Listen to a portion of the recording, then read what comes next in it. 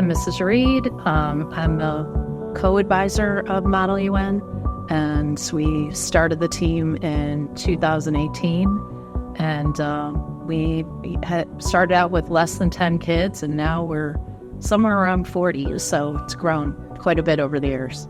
I'm Austin Hawk. I'm a social studies teacher here. I've helped out Mrs. Reed with Model UN. This is my second year helping out, 1.5 second. And just going with the kids to all the conferences and seeing what they do. It's a lot of fun. It's really good to get out and see the other schools and see what the kids can do in committees. All the issues that they're dealing with are real world situations right now. So kids are studying those, in depth, and, anything from curing malaria to space sovereignty. And so lots of really interesting avenues there. And then we've had some, we're a newer team, but we've had some kids go on to do some really cool things. One of our alumni was interned at NASA and the UN and the Department of State, and she actually presented at the United Nations last year. We have several people who have graduated with graduate degrees in, areas that associated with diplomacy. And so we're definitely seeing kids coming out of the program taking this, to a different degree. And then when we travel together, there's a lot of team bonding. Yeah, there's a lot of team bonding. It's seeing kids outside of the classroom, like in a new environment, like Chicago or wherever it is that we go, Cleveland. And just seeing them in a different environment, it changes how they act, and you can see them in a very mature light. Sometimes that it's different than school. It's always fun to watch the kids in committee.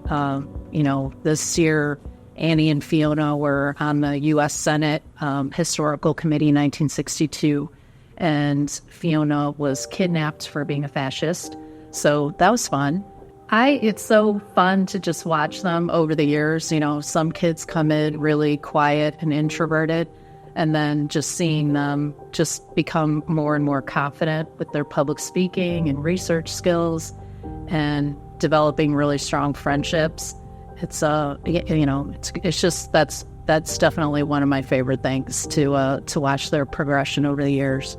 So if you're a science person, there's World Health, or one of the environmental committees. If you're more interested in social studies, there are political, committees. And so I think that there's unique academic interests involved there that they can choose.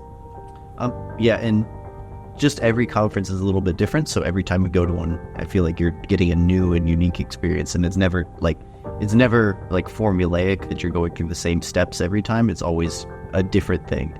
It's always a different event. They always do it slightly different, and each one of them kind of has its own little reputation for doing this one thing. And then we practice for weeks leading up to the conferences. Some conferences require a position paper going in preparation, and then for the conference itself, the kids, again, depending on the style of it, they're in committee doing formal debate. Sometimes they have unmoderated caucus, they call it, where they're kind of moving around the room, lobbying for whatever their issue is.